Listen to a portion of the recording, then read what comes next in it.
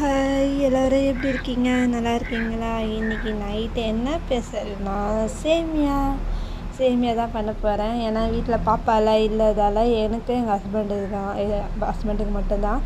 எங்கள் வீட்டுக்காரர் வந்து இது வேணும் அது வேணும்லாம் கேட்க மாட்டார். நான் என்ன செஞ்சு கொடுத்தாலும் சாப்பிட்ருவாரு. சப்போஸ் நான் எதுவுமே சமைக்கலைன்னா கூட சரி அட்ஜஸ்ட் பண்ணிப்பார். வெளியிலேருந்து எதாவது வாங்கிட்டு வந்து கொடுத்துருவாங்க. சரி இன்றைக்கி நைட் சிம்பிளாக எதாவது ஒன்று செய்யலாமே. ஏன்னா காலை வெடித்த சாப்பாடு வீட்டில் இருந்தது. ஏன்னா நான் மத்தியானம் தயிர் ஊற்றி நாங்கள் சாப்பிட்டாச்சு. பைரவ அந்த சாப்பாடு வந்து அவனுக்கு தயிர் ஊற்றி பசஞ்சு நைட்டுக்கு வச்சு விட்ருவேன். எங்களுக்கு 2 பேருக்கு மட்டும்தான் சேமியா.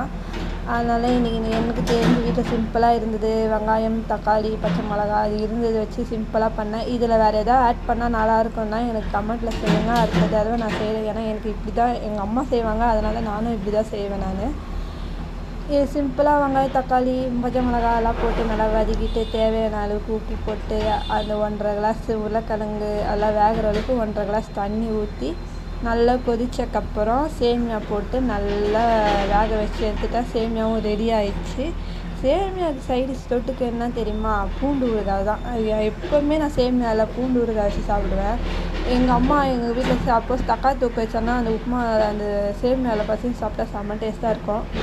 நம்ம 2 பேருக்கு எங்கள் வீட்டில் தக்காளி தொக்குலாம் சாப்பிட ஊறுகாய் இருந்தால் போதும், அவர் அட்ஜஸ்ட் பண்ணிப்பார். அதனால் சிம்பிளாக பண்ணிட்டேன். உங்களுக்கு எதாவது நைட்டு டின்னரு எதாவது லன்ச்சு எதாவது தெரிஞ்சிச்சுன்னா எனக்கு கமெண்ட்டில் சொல்லுங்கள். எனக்கு எதுவுமே தெரியல. எனக்கு தெரிஞ்சு தோசை, இட்லி, சப்பாத்தி அதுதான்.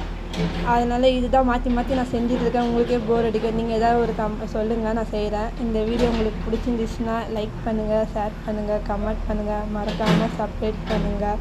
பாய்.